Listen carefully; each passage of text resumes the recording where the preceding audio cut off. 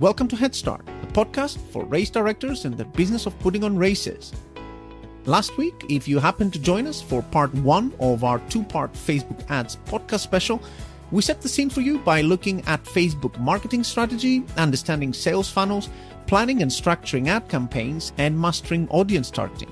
Well, this week, in part two of the discussion, it's time to switch gears a bit and look at some more advanced topics around ad creatives, ad performance monitoring and optimization, and the very important, highly converting area of ad retargeting. Joining me again this week to discuss Facebook ads is EventGrow CEO Andy Riley. And what a great pleasure it is to have Andy back on the podcast. So stick around for an awesomely interesting discussion full of real-life marketing tips and insights. We're going to jump into all that in just a sec, but before we do that, a quick shout out to the amazing sponsors supporting this podcast.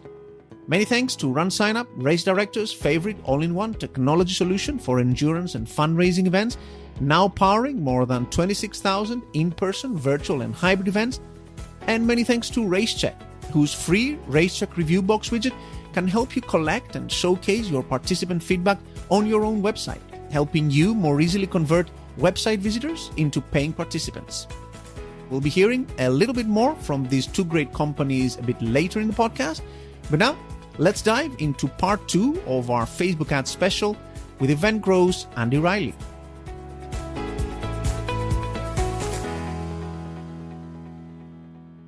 Andy, great to have you back on the podcast. Great to be back. Thanks for having me. Well, thanks a lot for coming back and for being so generous with your time. It's your third time on the podcast, and our listeners so far are really enjoying our episodes with you on marketing. So thank you very much for that. We're not going to do too much of introductions because we've done this a couple of times, but some people in the audience may not be familiar with you and your work. Do you mind just reminding everyone quickly about who you are and what you do in the industry? Yeah, so I run EventGrow, which is a marketing agency. And what we do is we help race directors, event directors of all kinds of different types of endurance events. We help them grow their event through digital marketing. So we're helping them with their social media marketing, their strategy, running ads for them on the different platforms, and really just trying to grow the race. And so that's what we focus on. And personally, I've been doing that for over 10 years and with the agency for 4 years. Awesome. Which is really relevant for today. You always keep forgetting to mention RacePlace, which I think is also a very cool aspect of what you do. And I think you should because it's an awesome website. You want to tell people a little bit about that? Yes. RacePlace is kind of where I got started after I used to work at active.com. Thank you for that. RacePlace is an event calendar. You can go to find events, mostly events in the United States, but we pull in events from a lot of the different providers. So runners that are looking for races to do, we organize them on a calendar and they can find them. And then race directors that are looking to reach runners, they can promote via different ads that we run on that site. And so about 180,000 visitors per month. And so a decent amount, and in mostly Southern California, raceplace.com. Check it out.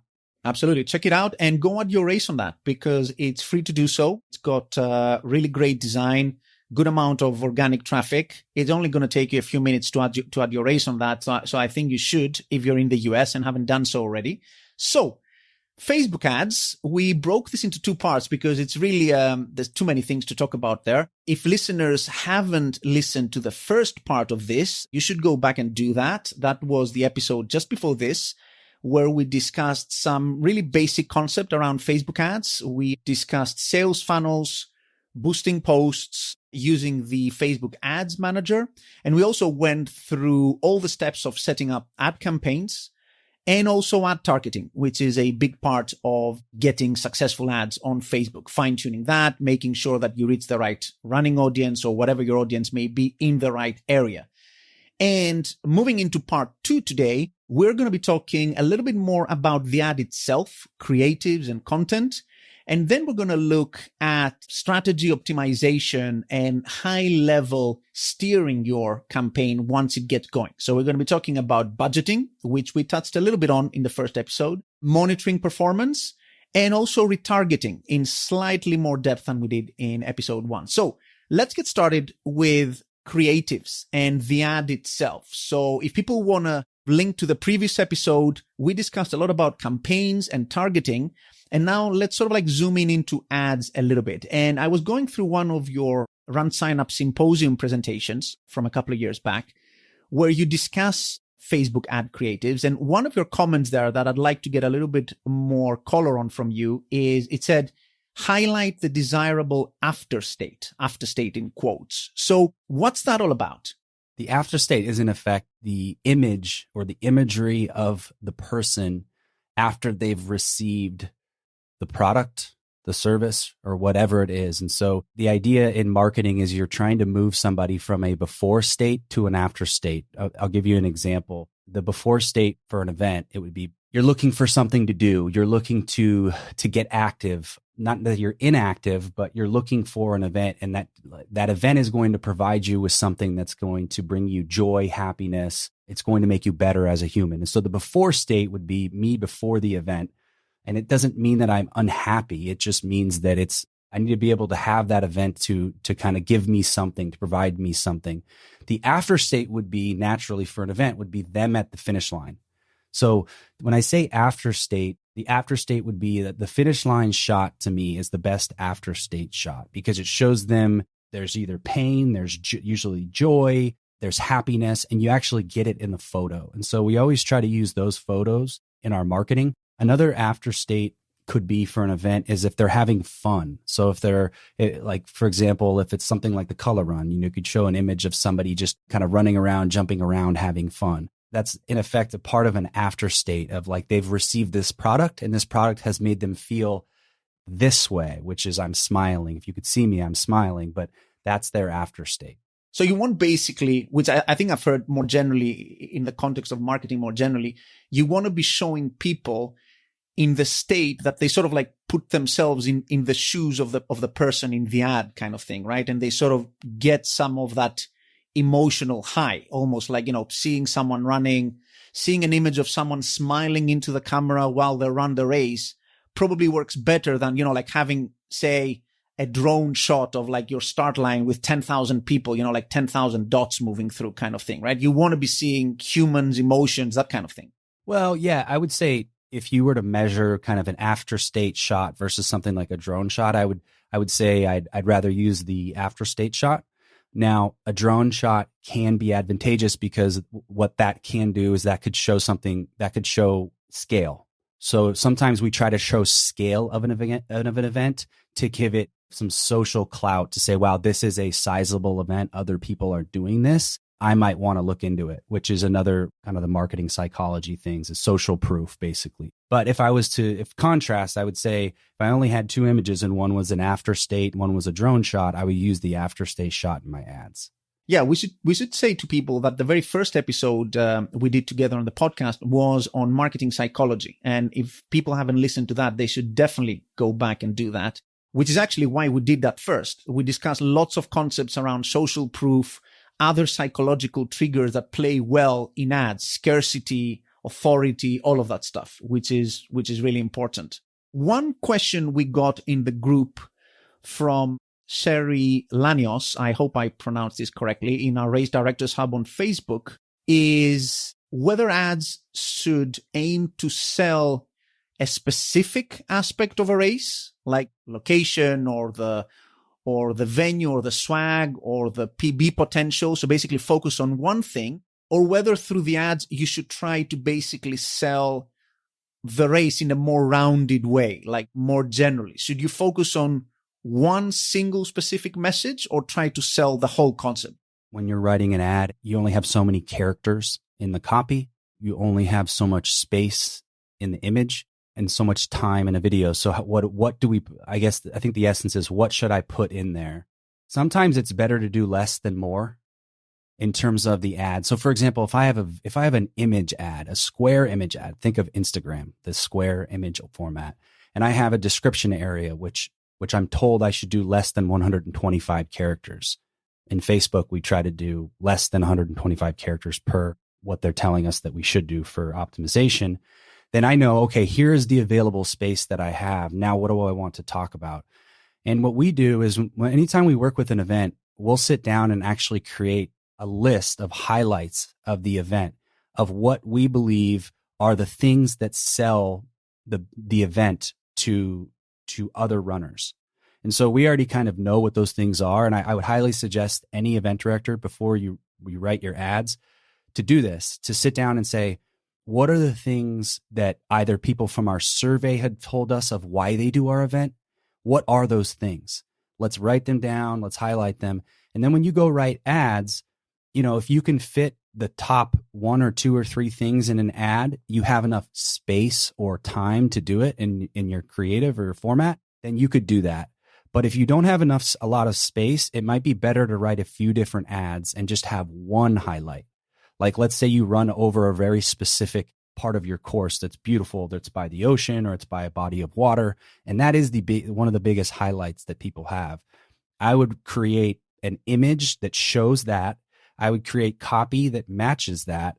And I would just leave it at that. I wouldn't try to do too much else. And then I have my call to action. That's how I would think about that, is what's the format that I'm using and how much space do I have with an ad? Now with an email, it's a little different, right? Because you actually have more space. So with an email, maybe you take your top 3 to 5 highlights, but I wouldn't go too much more than that, because remember, it's tough to get people to convert. You need to kind of get to the point pretty quickly when we're talking about ads. Now, when they get to your website, that's a little different, right? You have plenty of time and space, both length and space, to create copy that's going to sell them. When we talk about an ad, we need to get them to make a decision. And so I think less is more. And I guess the benefit of splitting out individual selling points in individual ads is that people who view the ads are going to vote with their engagement, right? They're going to tell you which bit of those 5 things, of those 5 different ads, they respond best to, because you're going to see that ad doing better, performing better, and Facebook is going to be putting it out more often. That's exactly right. Yeah, it's actually a good point. You're kind of testing a little bit what you think with why people do your race with something like that. If you have different highlights that you're testing against each other, then yeah, you would get information back to show, okay, these validate our opinions here, or maybe they don't. And speaking of the creative, you also had, I think, a really interesting point there, which is, I mean, it's fairly obvious, but it's easy to forget sometimes that the image and the copy need to match themselves, right? So they need to sort of like go hand in hand. What you're saying with words should match what the person is seeing on the creative, right? Which I guess is something that people often don't do very well in their ads. Yeah, I see this a lot. This is called ad congruency. If the copy doesn't match what you're seeing in the creative, what happens is our brain looks at that and it kind of does a little bit of a twitch. There's a little bit of a, I don't like this. I don't quite know how to digest this. Whereas if it's the opposite, and the image and what's happening in the image kind of matches an aspect of the copy, then that congruency, when we see that as consumers, we like that. Our brains like processing that, and it actually delivers more clicks. And so there's a little bit of psychology stuff going on there, but you always want to try to have your creative, your image, or your video match your copy and be congruent. And I guess from your comments earlier on copy length, you're not a big fan of those long form ads I see sometimes on Facebook where you click on it. They're a lot more common these days.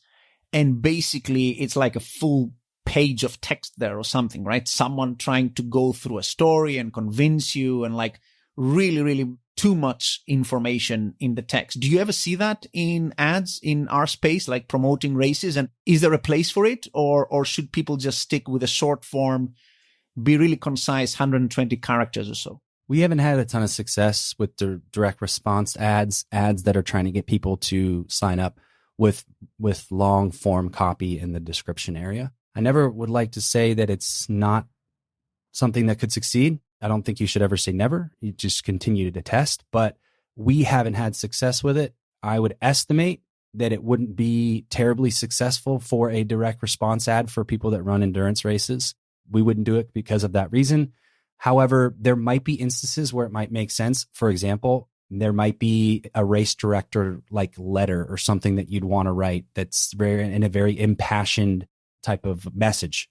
I've saw some during the pandemic, and I guess those kind of wouldn't be ads in effect, but I guess there could be an area where you would utilize that. But when I'm thinking of Facebook ads and Google ads and stuff like that, I would keep it to 125 characters in the description or less.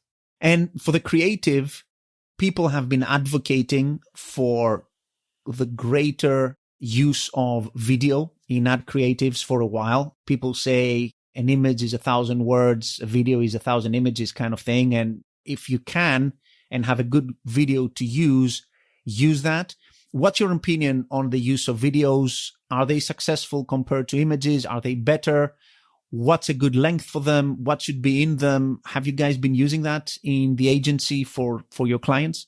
We've used video for some time now. And video, even many years ago, people were talking about video being kind of the future. And I mean, we're in the future now, and video is still talked about as the future. So video is definitely something folks should use. I think the challenge with video has always been, I don't have the resources to create the video or edit the video. And so there are a ton of tools that make it easier now to create video.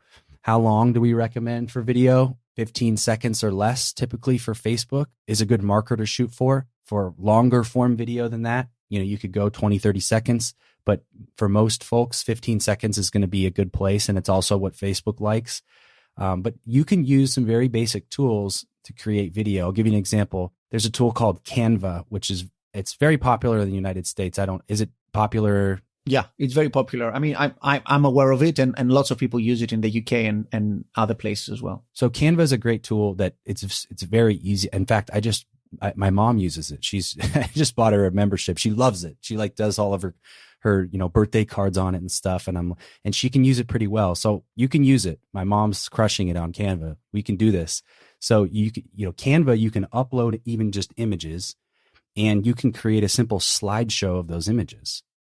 And you can create the timing of it, 15 seconds, and export and get that out pretty quickly. We're talking about within 10 minutes, do this. So you can, let's say people that don't even have video creative, you could create a video of basically slideshow images where you add 10 images and you kind of slide them or create movement with them with Canva. It lets you turn it into a video and you export it.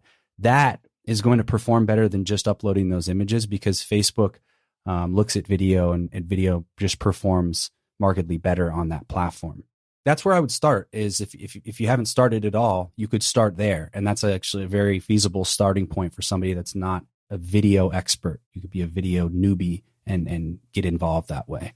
Yeah, that's an interesting point about using a slideshow versus, say something like a carousel of images, which is also another format that you have available for you. Because as you say, Facebook, particularly in the old days when it was pushing hard on video, it would actually give a bonus, like a rich bonus to video. So it would help your video, even if it's just, as you said, like just a bunch of images woven together into a short video. Facebook will try and push that harder than just an ad that's made up of an image. So for a video like that, like a 15-second video, are we talking 15 seconds of the race story? So people before the race, at the start line, throughout the race, and then the finish line kind of thing? Is that what you'd focus on? Well, if you have 15 seconds, you can think about, okay, in 15 seconds, how many scenes can I hit in a video? I don't want to overdo it. I know my length, it's 15 seconds.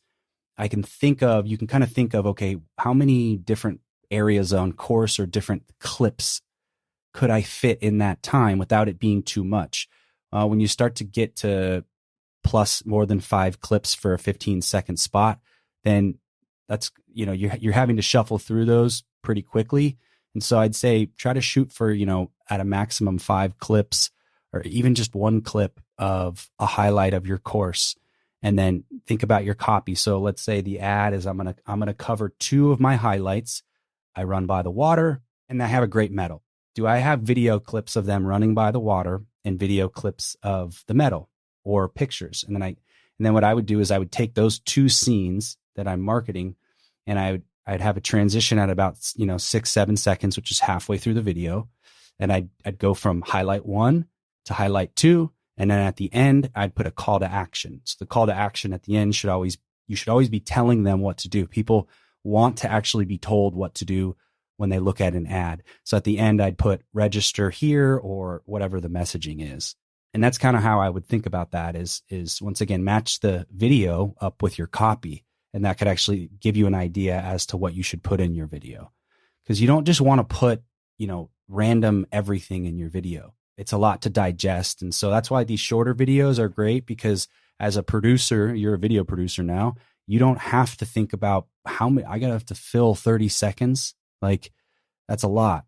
No, you just have to fill 10 or 15. And so you could think maybe 1, 2, or 3 clips, and you could achieve it that way. Well, and of course, I guess whether it's video or just a straight image, you should aim to incorporate in that ad key race information, like the name of the race, the location of the race, and the date, right? So just people can immediately know whether they're interested in taking part or not. I guess in a video, you can put it at the end. I've seen it in some teasers, basically that, like at the end, you have like a banner where you say, that's our race, says, like January 16th. What's the best practice around incorporating that very key information that people often miss on their race websites as well? And it's really frustrating on an ad so that people can see that. Would you put it in the ad title, basically in the header, in the description, in the help text? There's different areas you can add that. How would you make sure that information is available to the people who see the ad? Yeah, it's a really good question because it does get overlooked. And I think on a previous show, we talked about how we don't see that information on websites, and we hear about it very quickly. I would say either put it at the beginning of your video or at the end of your video. It's as simple as, I don't think you have to put the location. I think you can put city, state maybe, but I would absolutely put the date. And then you don't have to use your event name, just use your logo, right? Because then you capture a little bit of brand recognition with the logo. Add the date though. I would definitely add the date, because if you're trying to induce a click, it's almost information that they like. If they don't have the date, what you're going to do is you're going to see people in the comments writing, when is this? All right. Like, I didn't want, like, if they're on Facebook and you're asking them to leave Facebook, it has to be compelling and they have to have that information. And so definitely put the date at the beginning or the end. If you want, you could put the city, state, because then it gives them some context, especially if they live in a different state and you're trying to market over there. And then use your logo. And then in the ad copy, the written copy, I like to try to use the event date either in the copy or in the headline. And so we're actually duplicating the event date just in case they wanted to click before the end of the video and they wanted that information. And so I like to check that box and make sure that we include it there. Okay. So I think that takes us through all the way to the end of the setting up an ad campaign and writing a decent ad process. Hopefully people got a lot of tips from that and our discussion on part 1 of this podcast. Let's change gears a little bit and go back to strategy and the high level. And let's talk a little bit about budgeting. I'm going into trying to create a campaign. Let's say I've just opened up for registrations. I have several weeks or months ahead of me to race day. How should I think about spending my marketing budget? Let's assume that there is a figure that I came up with that, I want to put $1,000 on Facebook. How should I pace that? How much should I be spending? And how should I plan my budget allocation in my head? Yeah, it's a good question. First, you'll want to have an overall marketing budget set for your event, right? So if you're going to want to know what that is, and then you look at that budget and you say, okay, which channels, Facebook, Google, are we going to spend this on? And so we always break down the budget by total budget and then by how much we want to put in each channel. And we usually just do a rough percentage. Typically Facebook's going to get 40 to 50% of the total marketing budget for most of our clients. And so now we have that kind of gives us a number. Right. And so let's say that number, just for ease of sake, is $10,000. So now we have $10,000 and we have 6 months to market. We have 6 months until the event happens. Okay. So we have 10,000 for Facebook and then 6 months to do it. And so if you wanted to, you could to keep it simple, what you could do is you could just divide the amount of time you have by the budget and run that budget evenly through the course of those months leading up to your event. That would be a very simplified way to do it. And we've done that before. Or another way to do it would be to say, well, people travel it's a marathon and we know people need to travel, so they need to sign up a little sooner.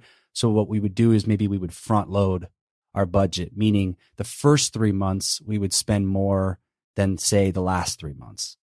And we would look at it that way. And so it's not a perfect science, but you could kind of partition your budget in the months that you know that you're going to need to do the most marketing. And your event better than anybody. But if it's a longer distance race, I'm sure anyone listening knows if it's a longer distance race, then you know that further along out, 4, 6, maybe even 7 months for a marathon, for a long distance triathlon, people are going to be looking to sign up. So you're going to need to be marketing then. Versus a 5K, 10K, those 90% of your sales come in a month, 2 months before your event.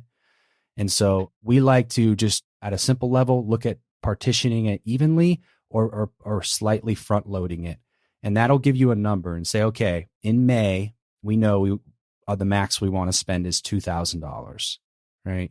And that's where we start. And then we create a campaign for May and we cap it at $2,000. And Facebook lets you set caps so that you don't go over that cap, right? And then you can also set a duration of the ad. And so it doesn't go past that duration. And so now we've set our limiter for that particular campaign and that time frame for our budget. We know we won't go over budget. So that's how I would suggest that you go through that process so that it'll allow you to make sure you don't go over budget. Yeah, and that's a very interesting point and a very obvious one you made earlier about if you want to market a marathon, you shouldn't be spending money 2 or 3 weeks out from the event. Someone who trains for a marathon, most people, they take, they're on a standard 16-week training plan or something. They would have decided to join the race way before that.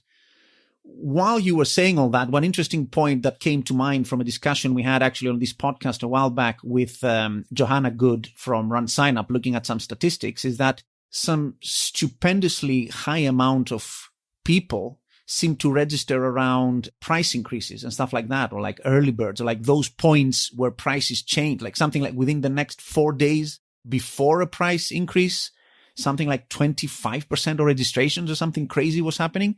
Does it make sense to focus sort of lots of money around those specific points to basically go a little bit overweight on marketing dollars on those things? So if you run, let's say, a Facebook ad that's called a price increase campaign, it makes sense to allocate, let's say you have a monthly stipend of $2,000 and you have a price increase at the end of that month.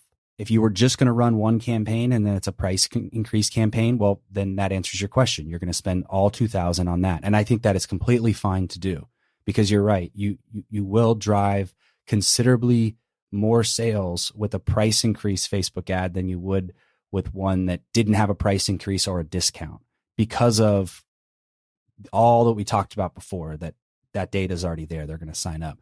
But let's say you had another campaign that you wanted to run that was non-discount, just general ad, and you had $2,000 to spend. I would probably make sure that price increase campaign gets at least half of your available budget for that month because it's going to drive sales. But it is wise too, though, to spend and make sure that you're spending on campaigns that aren't necessarily always promotions or price increase campaigns, because you do want people to learn and understand more about your event without it being always just price increase messaging, right? Yeah.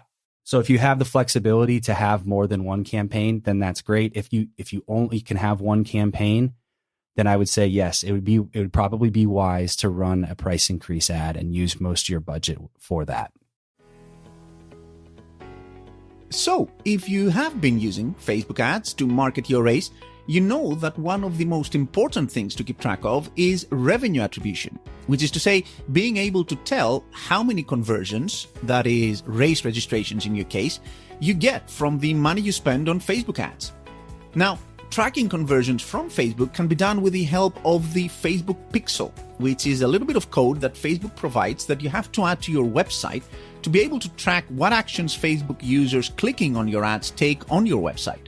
But what happens when people register off your website on your registration platform? When your registration platform is RunSignup, there's nothing to worry about, because you can easily install your Facebook pixel to all pages of your custom RunSignup website from your RunSignup Race Director dashboard. And after you do that, RunSignup will be sending Facebook all the right event data Facebook needs to correctly attribute registrations to the right Facebook ad campaign. What's more, if you also fundraise through your race, RunSignup will also track and send to your Facebook ads account data about your race donations, so you can accurately link not only registrations, but also donations back to individual Facebook ad campaigns. Of course, like with all tools on RunSignup, you get all this absolutely free with your standard RunSignup Race Director account. And you can learn more about this and other amazing RunSignup features available to you by visiting runsignup.com. That's runsignup.com. One of the many reasons over 26,000 events are using RunSignup's industry-leading technology to take their races to the next level. Okay, let's get back to the episode. Next up, figuring out your customer acquisition cost. Besides your total budget allocation, which is a very important number to come up with and stick to, another very important number, I guess, for your Facebook ad planning is your target cost per conversion, your target cost of acquisition.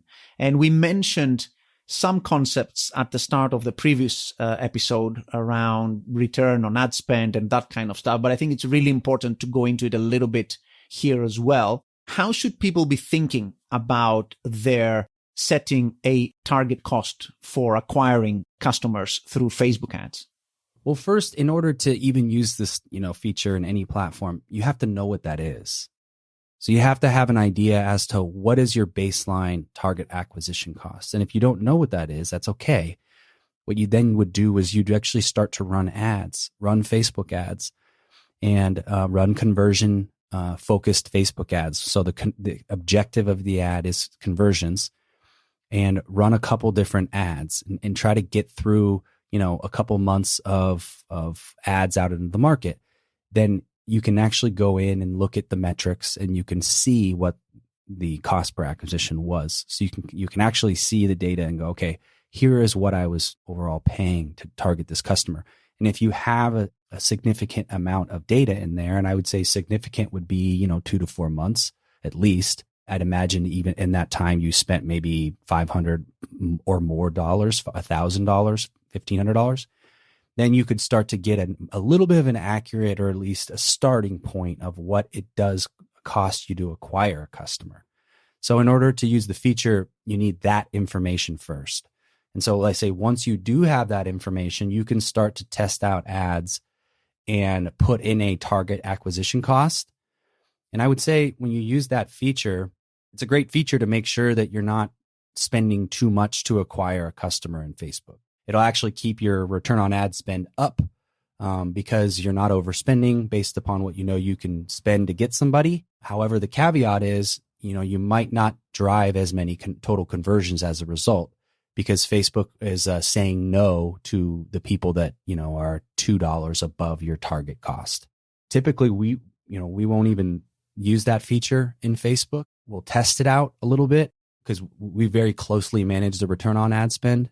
And so that we're kind of using that as a metric. But it is good to know. You really do want to know what it costs to acquire a customer. And then I would kind of test out some campaigns with that in there. Well, that's an interesting point, because basically you're saying that run some ads on Facebook and let that cost per acquisition work itself out of your results. But I guess you also have, I guess you could go also the other direction and say, I know what my costs for running the race is. I know what my unit margin is per registration. The gross entry fee is $80. All things spent, I'm going to make $30 net or something. I guess from that, you could derive a cost of acquisition that you can afford, couldn't you? And sort of like work backward. However successful my campaigns may be or not, it only makes sense for me out of those $30 to spend $7 on marketing or something. Does that work as an approach? It does. That's a great technical aspect, a way of approaching all of this stuff.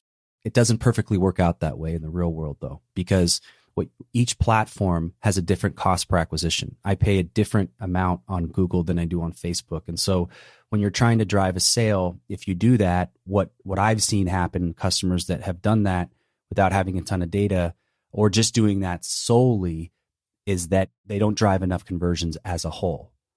Because when you put that limiter inside the platform, what it's telling Facebook is my target acquisition cost is $10.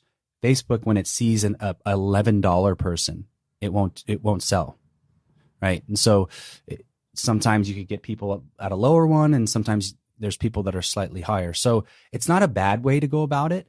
I just found that it limits overall conversions. And I think a better approach would be to understand what that number is for that platform and then go from there and then use it, versus the opposite way around of using it right away and having limited sets of data in there, getting less conversions. I think the other way around, the first way around I mentioned, is a better approach. But in theory, you're right. In theory, that makes 100% sense. Right. Yeah, that's a very interesting point. Many people, when they run Facebook ads, and it used to happen to me a lot, they would try to do what you suggested in your first approach, which is run your ads, and that will tell you what your cost of acquisition is. And I think at the beginning of the ads, particularly when Facebook is trying to figure out how best to optimize, you tend to basically overshoot whatever mental cost of acquisition you may have. And some people, and I, again, myself included in that, often then think, oh, this is like going completely out of control, the cost, and they just shut the whole thing down too early, maybe. Is there a too early to shut down that kind of discovery process? Absolutely. Yeah. If you don't have a lot of Facebook data and you haven't had your pixel up for a while, then you're kind of in this territory where Facebook just doesn't have enough information to understand who your customer is or how to optimize your ads to reach that customer. And so I've seen tons of clients shut down ads within inside of the 2-week window. I understand and I get it. And like, you only have so much money to spend. Like, this is a fragile situation where, you're out there, you're putting yourself out there, you're spending money, you're looking for something back. Maybe you're getting 0 conversions. If it's early on in your Facebook journey, I can tell you that you need to keep at it and keep trying. Now, you could, instead of just shutting the ad down, you could optimize the ad, right? You could change some copy, change the audience, right? That's what I would focus on is, okay, maybe it's not working after 2 weeks. So like, what can we add to this? What can we reflavor this as, and see then if we can get more results? But I would keep going rather than shutting it down. And I usually look at just around that 2-week period is kind of our sweet spot. So after a week, for some of our larger clients, it could be a week because they're spending enough money to get enough data back. But for most people, it's around 2 weeks. I'd really see that through and try to get as much data as I can and then make an adjustment from there. It's an interesting point there about your Facebook pixel and data. Does it actually improve results if you've installed your Facebook pixel for a while and it keeps collecting data even when you're not running ads, rather than saying, day 1, I install my pixel, day 2, I run my ads? So does it actually help for the Facebook pixel to be collecting data in the background even before you run an ad? Yes, I believe so. The Facebook pixel, once it's set up, is people with a Facebook account that are running through that pixel, meaning if you have it set up on your website and somebody has a Facebook account and they hit your website, Facebook's going to collect that and put it into an audience and store that. And so it's building up your available audience list, which in effect should help you, because then when you go and use that audience with one of your ads, then they'll be available to you. So yeah, it should. Especially for any website, I'd make sure that Facebook pixel is set up with, because it's going to be building these rich audiences for you. It's also letting Facebook know, and Facebook's creating kind of a profile for that customer. And so it's not the entire enchilada, but it's half of it. So it's once you start running ads and then you have these larger audiences, then you kind of get this cumulative effect of, okay, I have part of the audience, I understand who the audience is, and then Facebook starts to understand the other people it can show it to beyond that. And that's kind of where their magic comes in with their AI. Okay, so good point there. So people should be installing that pixel as soon as they can. In terms of what you mentioned earlier on passing, when we were talking about how you determine your cost per conversion. And you said, you may be getting fairly different cost of acquisition across two different channels. Say, maybe your Facebook ads, you're getting people at $5 to convert for the same event. And maybe on Google ads, you get them for $2. Would your thinking then, my simplistic thinking might be Google ads, I get 2, Facebook ads, I get 5. Let me throw all my money on Google ads. Is that too naive to think like that? Would you still be running, even at such a big differential in cost, ads on both platforms? You'd still continue to run ads on that other platform because you would need to look at the overall volume of conversions. So for example, if I'm paying $15 on Facebook, but Facebook's driving me 2 times the conversions, then Google I'm paying only $10. You could say, well, Facebook's sending me 2 times the conversions, but I'm paying $5 more per conversion. Like I said, in a perfect world, yes, I'd love to spend $10, but I'd also like to get 250 registrations and I maybe pay $5 more, and I can foot that $5 more per customer, right? So it's like usually ends up being a volume issue where you're getting really pretty good volume from this other partner. You're having to pay that other partner a little bit more, and you'll take that volume because it equals lifetime value and it equals people on the start line. It's still within your profit margin, right? It's just a little bit higher maybe. And so that's typically why we stick with these other platforms too. Yeah, that's a good point. Once the ad campaign gets started, what metrics and what KPIs do you personally want to be tracking and be monitoring and looking at to make sure that the campaign is still on track and is doing what it's supposed to be doing? A couple of things we do is we try to set up when you're setting up a Facebook campaign on the first screen the second screen after you choose your objective, then we typically choose the Advantage campaign budget. We select that to on. It's the very bottom of that first screen, and it distributes budget across the ad sets to get more results. So what that means is if we have 2 different ad sets, which is basically 2 audiences, let's say audience number 1 is past customers that have run our race, and audience number 2 are potential customers that live in or around London that like the London Marathon and similar events like it, right? So they're 2 different technical audiences. What selecting on for Advantage campaign budget does is it says where you're going to spend your total available budget against the ad sets that are performing the best. So if you spent it evenly, but one of those ad sets, let's say your past customer list, was performing way better than the other one, well, then you do yourself a little bit of a disservice because you're trying to spend evenly when really you should be trying to spend more money against the one ad set that's performing better.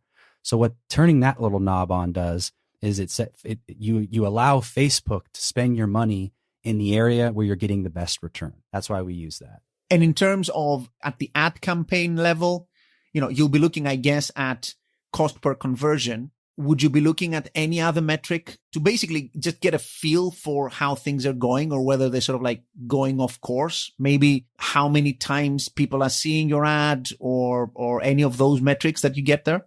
We're looking at cost per click, which is what you'd look at for kind of a more traditional ad, like a Google ad. And we're just making sure that, people are clicking on the ad at a feasible rate, and there's clicks and conversions. So very easily, like how many people are clicking our ad, how many people have seen our ad, and then return on ad spend is the big one. So what we're getting, return on ad spend is a metric that looks at for every dollar that I spend on this ad, how many dollars do I receive in sales? And so in effect, you could look at it as it's not really return on investment because there's other things, but it's return on your ad spend. And that's literally what the acronym is. And after a couple of weeks, we'll look at that, and it's taking into account, the amount of conversions we've driven and how much sales we've driven from each of those, against what we spent on the ad. So it shows, if you have a 6 return on ad spend, that means you spent $1 on the ad and you got $6 back on sales. And is that a good ballpark, the 6 that you mentioned there? You want to shoot for around a 3 or 4. That's a good space. 6 would be really good. It'd be 600% return on your spend. Anything above a 6 is just absolutely fantastic. If you're in the 2 to 3 range, then that's okay. You want to try to get it up. I'd say 3 is a good spot. Spend $1, get $3 back. So most people are going to be around a 3 or 4. And if you're at a 3 or above a 3, then that's a feasible place to be for Facebook. And if any of those metrics that you would typically follow seem to not be where you want them to be, particularly at the beginning, what other metrics basically would you look to troubleshoot that? Maybe try to basically debug the ad, like where would you look to start making some educated guesses on whether that ad is working as it should or not? Yeah, I mean, the first one we'll look at is which of the creatives we added are performing better than others. And then we look at which of the ad sets are also performing better than the others. And so I guess the metric we would look at first is click rate, because if it has a very low click rate, that's probably an indicator that it's not going to perform on a registration conversion level. That's the earliest on. It's click rate. What kind of like click rate are we getting? How many link clicks are we getting? What is our cost per click? Are we paying a lot for a click? So we look at that, and it's like, if we're paying, $5, $6, $7 per click, well, that's much higher than we want to pay. And it's also means that the ad's probably not performing with that audience. That's the first one. The second one is, how many conversions has it driven? Very simply, like if it has not driven many conversions after 2-3 weeks, and then our return on ad spend would be low at that point, then we need to take a look at that audience and make an adjustment to either the audience or the ad creative. But the click rate tells me the ad creative is probably going to be a little bit of an issue. And then if there's, we swap out the creative and then it starts to convert, then we're like, okay, it's kind of the creative. But if it's ultimately you do that, it's still not driving registrations, well, then you have an audience problem. You have a targeting problem. You need to kind of fix the targeting and the ad creative as well. Yeah, I guess it's not as straightforward to figure out what's happening, right? Because there could be, as you said, between the creative and the targeting, there could be a few things there. I remember sometimes in the old days when I started out running Facebook ads, like way, way back, you would get very good click rates on some ads. But that was simply because, like the audience I was targeting was so broad. Of course, you found some people in there, some really low hanging fruit that would be clicking on anything, but then that got you nowhere after that in terms of conversions, right? And then you get some other ads where you have both a different audience and a different ad between two ads. One is performing well, the other one isn't performing well. And it's very difficult to figure out, is it the audience that's the problem or is it the ad that's the problem? So it takes a little bit of experimenting, I guess. It does. Yeah, it's not the easiest process. I'd say one tip for folks to use, and we use this structure in our campaigns, we might have talked about this before, is setting up 3 different ad sets, one of them being your retargeting list. So people that have visited your website but haven't purchased, people that have visited your Facebook page but haven't purchased. I would set that up as an ad set that has typically performed well. And then setting up another ad set of people on your email list. Those are the kind of your warm leads that's going to perform well. And then the third audience is we set up top interests. So like, interest like half marathon or 10K, 5K, and people that live around your target area. And so those are the 3 ad sets we set up. And just doing that itself is going to put you in a much better position to convert from the start versus trying to do a bunch of other testing and setting up all these different things. I would focus on that. That right there is going to drive more performance for 90% of the folks listening than doing a lot of the other stuff. And that's just what happened with us several years ago. So we focus as a structure of our campaign on that each time we do it. But high level, you would never, you probably wouldn't as a professional in this, but like you would keep encouraging people, even if things are not performing as well as they should, to just tweak things and keep reworking things and just keeping at it, right? It's not a good thing to just turn the campaign off and just, like walk off kind of thing. You need to persist on these things. Yeah, you do. And that's what the tough part about it is. You have to accept that you might not succeed at first. But trust me, Facebook ads work. Like they work. They should work for you. You know, if you have an event that has people show up to your event, then you should be able to use Facebook to drive that. You just need to stay with it, stay positive, and know that if you can make adjustments to your ads and your ad sets, you will eventually find some success. And you write that down. That campaign, the campaign that has success, best thing that you can do is make sure you document that and say, okay, because why did this have success? Well, let me look at this audience I did, and let me look at the ad, right? And you can use that as a model, and that should always typically have a level of success that you can use as a benchmark, a baseline for yourself, and then you go from there.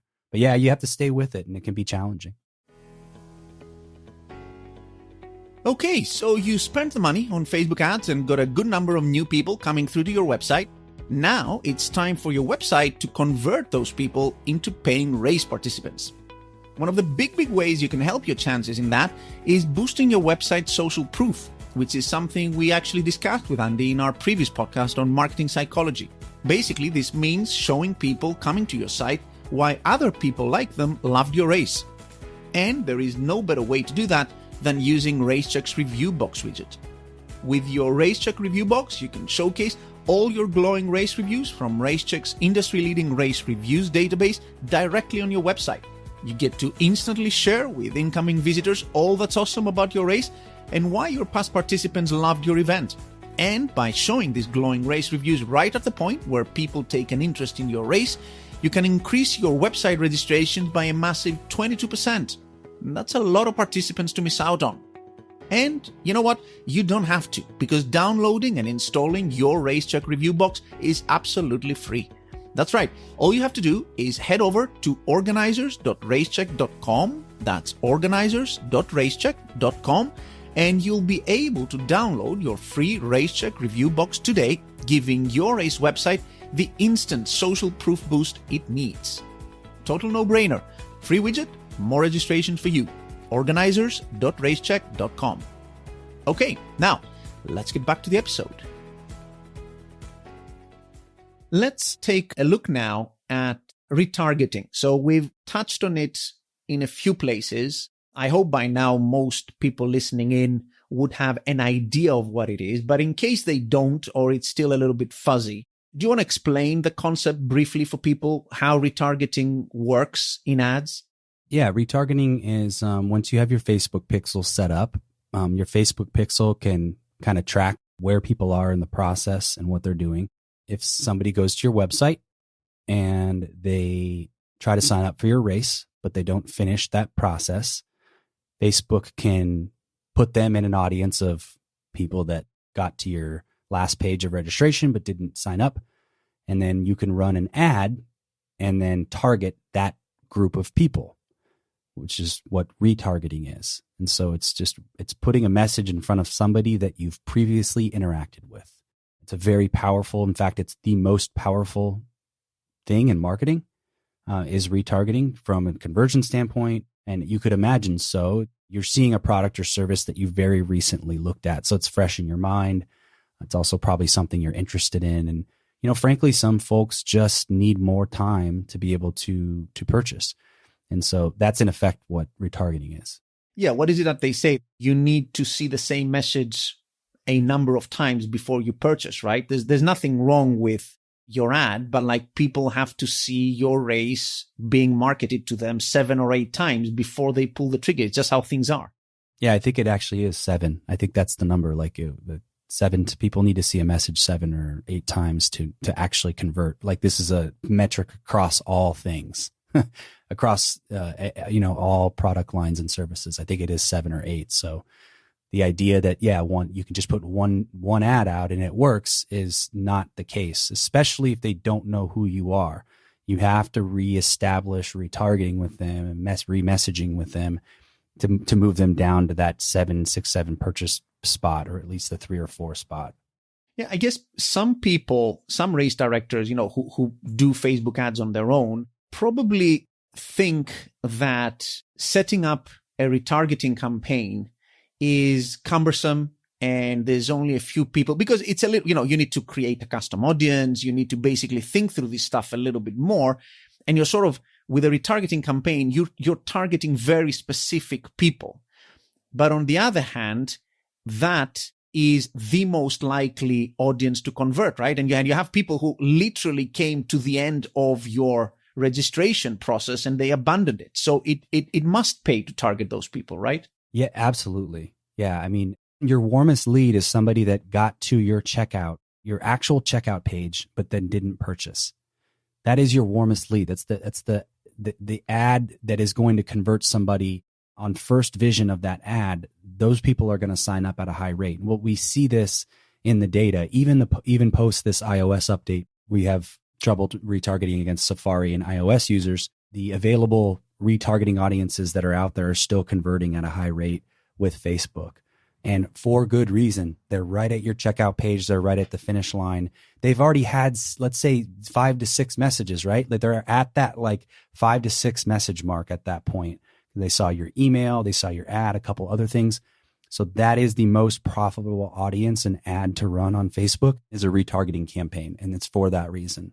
It's probably, I'm guessing, also the best and the least money spent in terms of Facebook ads, because like very few people get to that last stage in your checkout. And in terms of return on ad spend for those people, it must be massive because, like someone got distracted, something happened, the kid walked through the door, they didn't complete their registration. You can just very easily target them on Facebook and you can clinch that sale by just showing them 1 or 2 more ads at a very small cost. You're exactly right. It's a campaign that it's not going to cost you a lot because there's only a limited amount of people in that actual retargeting list, but it's a campaign that's going to convert at a high rate and it's probably going to drive the highest return on your ad spend money. You need to have that basis covered, right? Before you start with anything else, just doing like top of funnel, cold audience outreach, that kind of thing. You need to have all the stuff in place to be able to retarget the people who just happen to go through your website and your registration process. Yeah, and this isn't specific to Facebook. On any platform that provides you retargeting capabilities should always be, based on our experience and my experience, your highest performing campaign in terms of return on your ad spend. And it's for all the reasons we mentioned. And so, yes, it would behoove you to not have a retargeting campaign because Facebook is a platform that is providing the tools to do this. A lot of other avenues, they don't provide you the tool to do this, but Facebook does, and so you definitely want to take advantage of that. Is technically targeting your mailing list or an email list of your past participants, does that fall under retargeting as well, or is it strictly people who register a custom audience on your Facebook pixel? In a way, that is retargeting because if let's say you have a price increase message that you've put out last week, and then you have a Facebook ad that's congruent with that same message, then you're putting that ad out to that list. So technically that's a form of retargeting because now I open my email and I see the message there. And then boom, I open my Facebook app and I see the message there. So like in a way, you're kind of retargeting a little bit. Now I would probably have a retargeting ad for that ad as well though. So I get it's a second price increase reminder. That would be probably a truer sense of it, but in effect, that kind of is a way of retargeting. And when you're using those retargeting ads, I know you made a point of that to me offline, and you make sure to stress that on some of your presentations.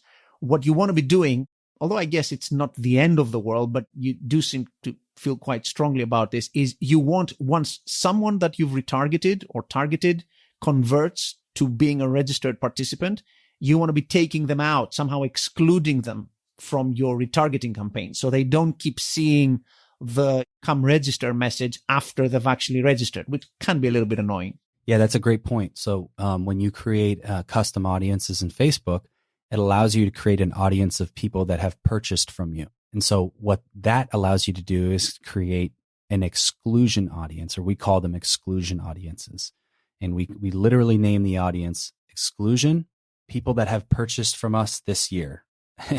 And then when you go and run a Facebook ad, it asks you, do you want to exclude anybody from this campaign? And we just select that audience. And so now, each of the people that have already purchased now are not going to see our future messages on Facebook about, that particular event, which you can imagine obviously saves you money. So you're not spending to go reach those people. And probably even more importantly, it's kind of a customer service slash, you're not going to piss people off when they see maybe a deeper discount later, than that they got. And so it's kind of twofold, but you want to make sure that's a part of all your campaigns. And those exclusion audiences, how do you upload them and maintain them? Like, do you just keep adding emails every couple of days, or is it done automatically?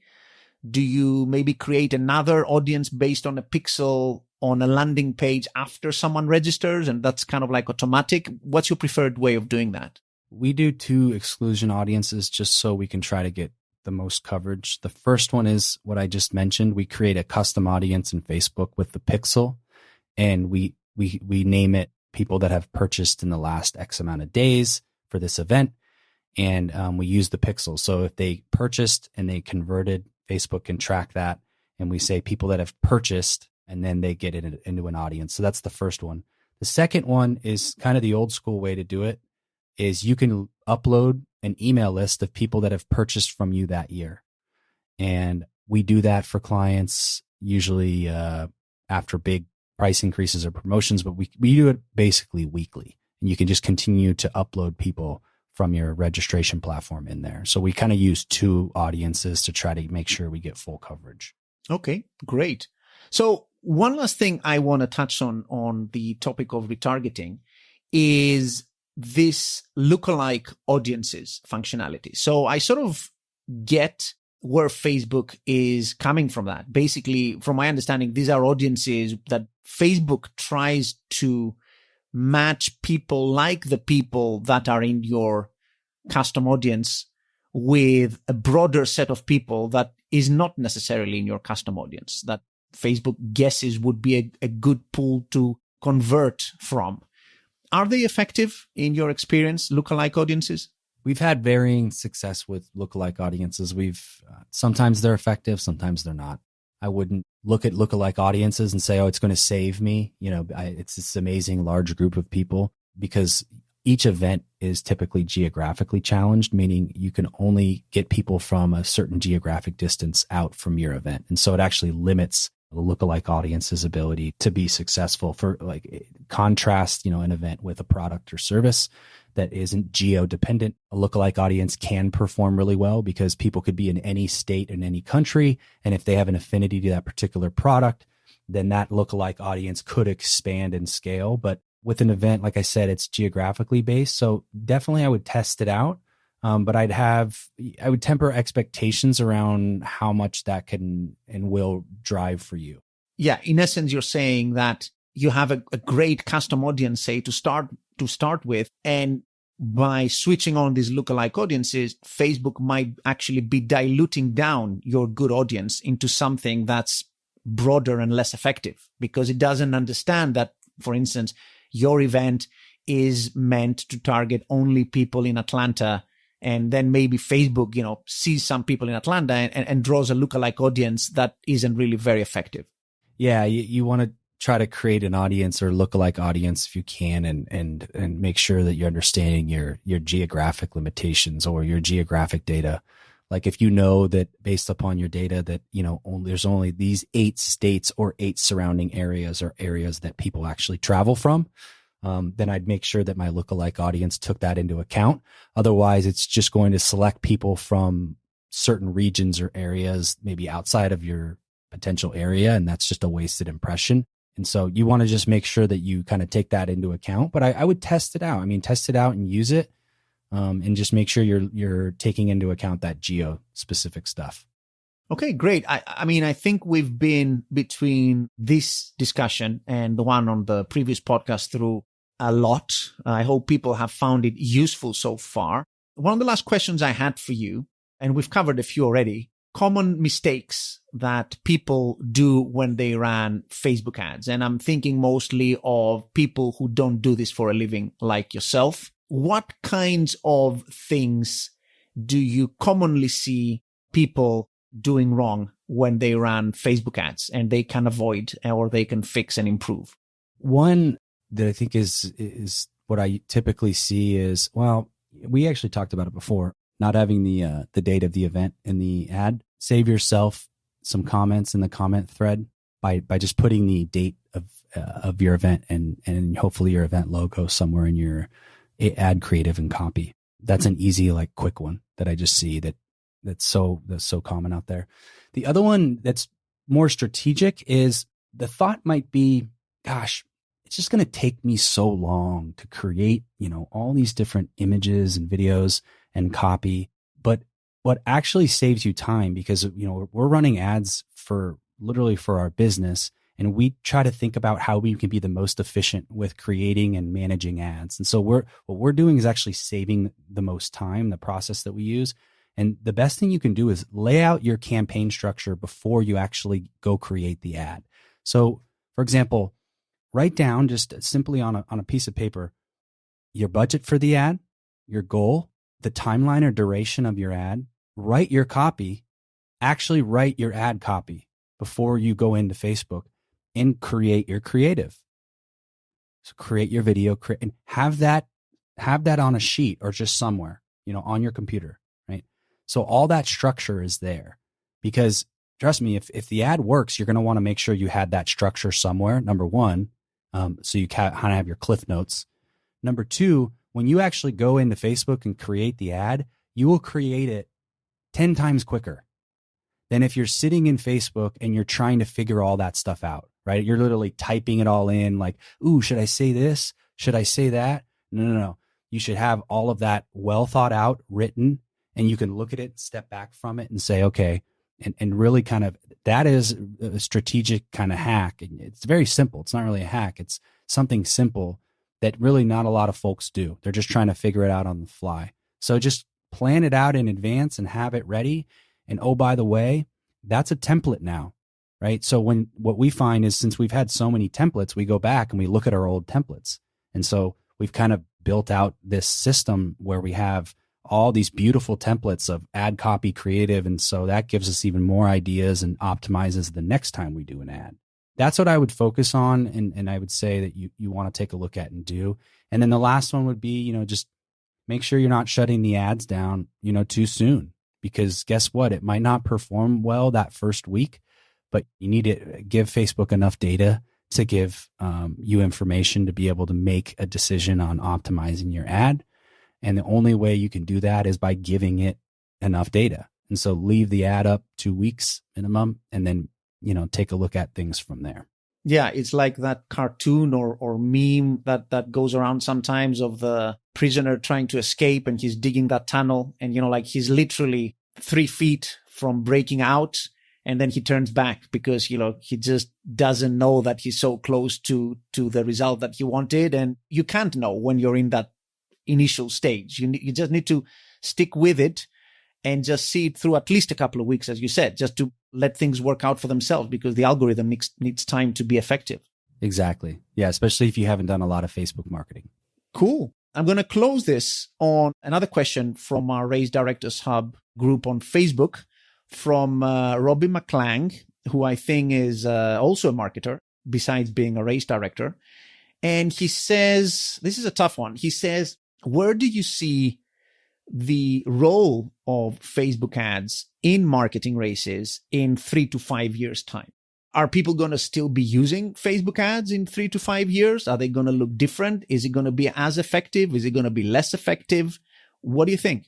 The reason I think Facebook ads will still be effective at that time is because of the market that we work in. And we talked about this before, that a high percentage of the customer base that's in running is in the age category and bracket that Facebook's customer profile is in. So I believe it was like the 35 to 45 or 55 age group is where most of the participation comes in running. And so because Facebook has what you call an older customer, technically not, but like comparison to, the 18 to 24, because Facebook has that profile, that user base that still ages out in 3 to 5 years. Now, with that being said, platforms change pretty quickly, and we are seeing a shift away from Facebook. We're seeing less user accounts created. We're seeing less usage on Facebook. It's still the second most used platform. So there's other platforms out there, and they're going to start to get market share of user bases. And we're already seeing it with TikTok. There's a lot of activity and engagement on that platform. I think Google's still going to be a big player because they own search. And so when you own, the search experience, you're kind of going to be a player. But I do see less and less. I see Facebook becoming less important and critical to marketers, and maybe even potentially being harder to drive transactions on that platform because there is a slightly less user base. Also, Apple and Facebook don't play nice. And so the whole iOS thing is going to be a longer term problem because of retargeting. It's going to be harder to do that. I see the trend line going downwards for Facebook over time, unless they acquire, I don't know, the rest of the world. But I do still see it being relevant in 3 to 5 years. Funnily enough, I saw this post on Facebook 2 or 3 days ago, going over some of the things you mentioned, the iOS thing, TikTok, all of these headwinds that Facebook seems to have as a platform that are challenging its dominance. Let's face it, Facebook historically has had a reputational problem as well. Like, it's stirred a few issues in terms of trust and other things.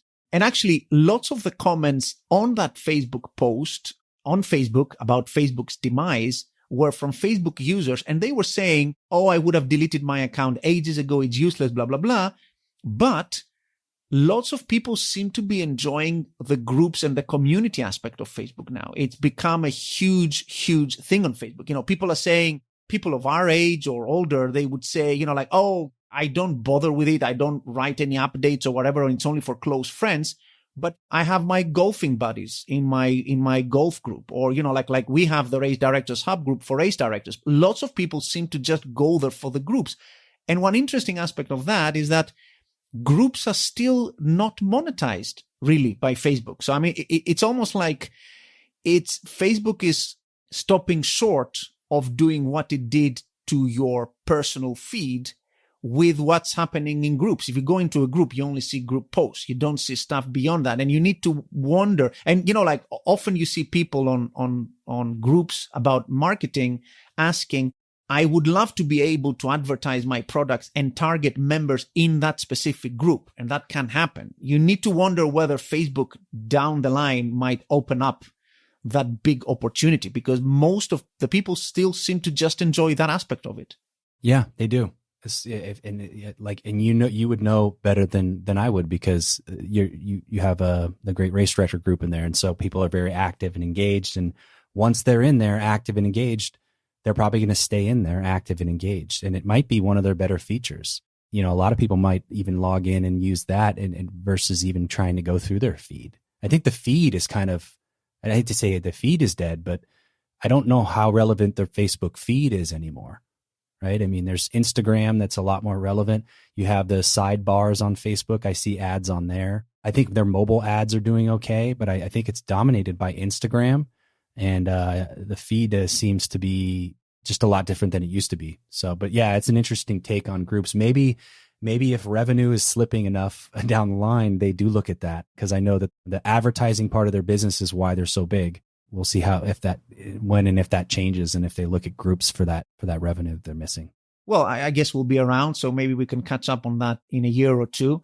In the meantime, I want to thank you very much for, I say it again, you give up your time very generously to our audience, and I'm sure they're very appreciative of that. And they've collected lots of tips from our podcast episodes. In case people want to reach out to you with questions, thoughts, maybe discuss getting some help on their own marketing through the Event Grow agency, how can they do that? If anyone is looking to just chat about marketing, looking for help, looking for somebody to help them offload maybe a part of marketing for their business, I'm happy to chat, and I'd encourage you to reach out, marketing@eventgrow.com. That will get directed, and I'll see that. So yeah, marketing@eventgrow.com. We work with several clients here in the US, all the way from running events to triathlon, different types of events, and even some other types of festival stuff in between, but mostly endurance. But reach out. My name's Andy, and I'd love to chat. Awesome. Well, Andy, thank you very much again for your time today, for your time on the previous episode and the episode before that. I hope we haven't used too much of your time, and I'm hoping I can get you back to discuss some other marketing topic in the future. So thank you very much. Thanks for having me, Panos. And to everyone listening in, thanks for sticking with us, and we'll see you all on our next episode.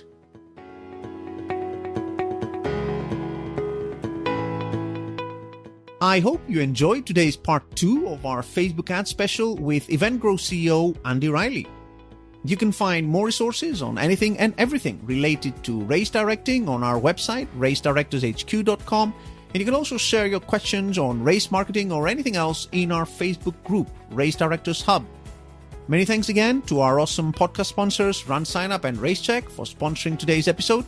And if you haven't had a chance to listen to part 1 of my discussion with Andy on Facebook ads, you'll find that on our podcast's episode list. It's just the episode before this one. Until our next episode, take care and keep putting on amazing races.